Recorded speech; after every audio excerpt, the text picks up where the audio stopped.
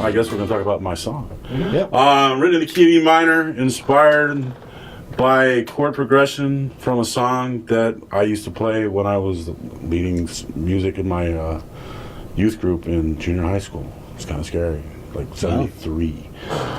Basically, it's E minor to A minor. It's called One in the Spirit. That's why it kind of started as a gospel-y feel. And with me, the arrangement was all about build from the beginning. Adding things that added excitement, starting out with something that was very, very sparse. And then it turned into something that was more. It turned into something that created a peak. It definitely builds energy. Yeah, that builds into energy. Because if it just stayed where it was through the entire song, a couple of chords and an acoustic guitar, it may not have carried the full distance of the song.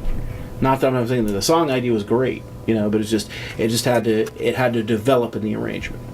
Cool. So talk about what were the first instruments that you guys brought in and started laying down? Well, basically, we sat in here and I just started playing and found the rhythm that I wanted, and he put me a click track. And then for several weeks I just practiced just to that. But again, I'm not an experienced musician, so what were you playing then? Just my 12 string. 12 string. Yeah, it's just everything I write is on the 12 string. And he figured out that it would probably be better, and we have the Battery 3 program on the Pro Tools, and so he built me a little kick snare hat, because I wanted the so we built that, and then it was much easier to play to the quote-unquote click, because I was feeling something more than just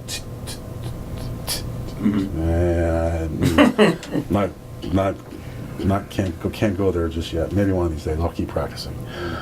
Because I heard the parts in my head. Every time I've written a song, I always hear the bass part. I hear the drums. On this one, I wanted B3. I wanted saxophone. I wanted strings, because it needed to be gothic sounding. But then I also wanted some crunch and get some nice rock and roll to it too.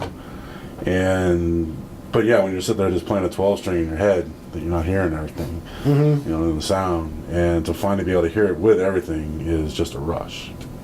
Yeah. The recording starts from the source instrument. You never start on the back end and say, how can we fix this? You start from the source instrument, whatever it is, a drum, an acoustic guitar, a saxophone, a crumb horn, whatever it is that you have. You start there. You get the best possible sound out of the instrument and instrumentalist. Hire the best instrumentalist if you can. You move your way back from that by choosing the best microphone, and then you place that microphone in a way that makes that sound better, and don't be afraid to move that microphone. The first time that I listened to it, listening to the way that because when you're writing a song, you just kind of go through it and say, okay, I have lyrics, blah, blah, blah. But he actually had the measures put out. This is going to be a solo for this. This is going to be a solo for that.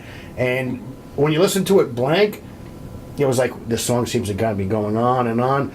But after everything was all put in and you see how it all fit together, it was actually pretty genius how he originally wrote it, only having the acoustic guitar, but left everything in there. It was Mike.